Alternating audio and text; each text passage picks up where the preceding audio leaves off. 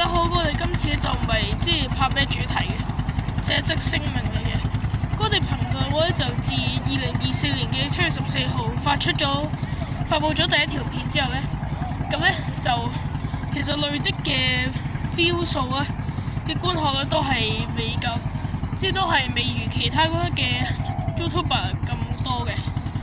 同埋呢，我依家嘅訂者就淨得47個啫。咁呢，同埋呢都係啊，嗰啲片就都冇咩好睇嘅啫，好無聊嘅。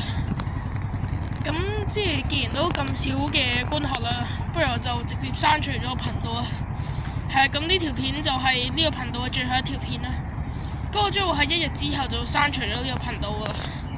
係啦，咁就如果想睇我啲片嘅話，就記得把握最後嘅機會啊。咁係啊，咁多位再見啦。我哋唔係講咗再見嘅咩？